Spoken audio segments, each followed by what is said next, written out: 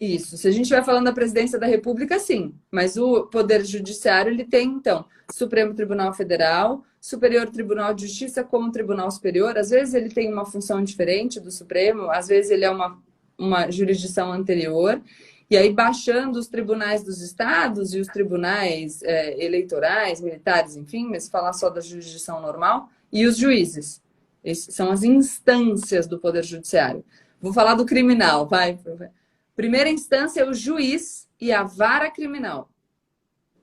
Juiz fulano de tal da segunda vara criminal. Isso é a primeira instância. Na segunda instância, você tem o desembargador. O desembargador está no tribunal. Ou no Tribunal de Justiça, ou no Tribunal Regional Federal. Porque tem a Justiça Estadual e a Justiça Federal. E aí, quando você sobe, você tem o Superior Tribunal de Justiça, que vai falar das leis federais. Isso tudo é bem técnico, tá, gente? Mas só para ter uma ideia. E Não, depois mas tá você dando tem para entender. o Supremo Tribunal Federal, que é o guardião da Constituição. Tadã! Os últimos juízes.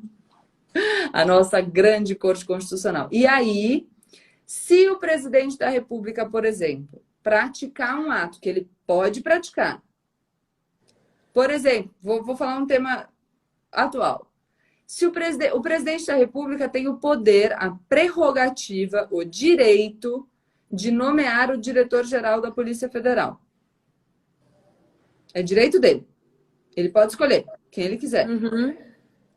Só que todos os atos administrativos, todos os atos praticados pelas pessoas que integram a administração pública, né? O presidente da República, querendo ou não, está administrando ali aquele rolê dele, né? A gestão do Brasil. Ele é um administrador. Isso é muito legal também, tá, gente? O presidente da República não é a presidência da República. Assim como o ministro do Supremo não é o Supremo.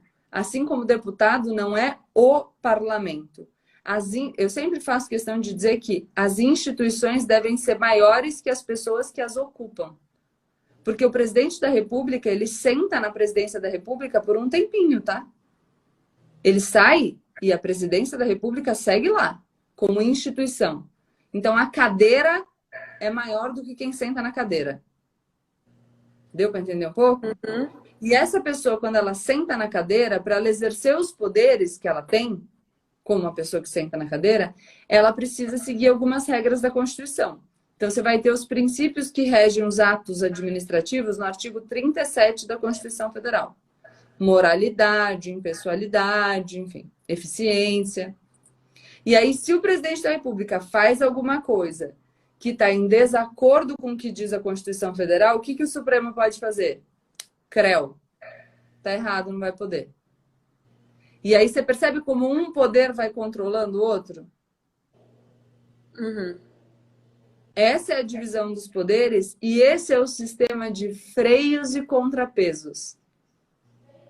Se um poder exagera, o outro contém. É desse jeito que a gente evita que alguém tenha poder demais. Uhum. E possa se, enfim, extrapolar o que a gente quer. Então, a gente Mas, claro, pode dizer, então, que vamos trazer para um exemplo atual nessa questão do coronavírus, é como se a gente não tivesse sendo administrado pelo presidente, porque como ele não apresentou nenhuma medida, quem está administrando são os governadores, os prefeitos e etc. E E por aqui eu isso vou falar eles uma coisa para podem... você. Faz todo sentido que seja assim. O grande problema é o discurso. Porque, vamos lá. Se a gente precisar... Eu tô na minha casa, você tá na sua, tá? Uhum. Se a gente precisar decidir a rotina da sua casa, quem vai ser melhor para decidir? Eu ou você? Sim, com Você. certeza. Porque você tá na sua casa. Você tá próxima dos problemas que acontecem. Você tá vivendo essa realidade. Quem é melhor para decidir sobre o Rio de Janeiro? O presidente da República ou o governador do Rio de Janeiro? Sim, governador. Esse, na verdade,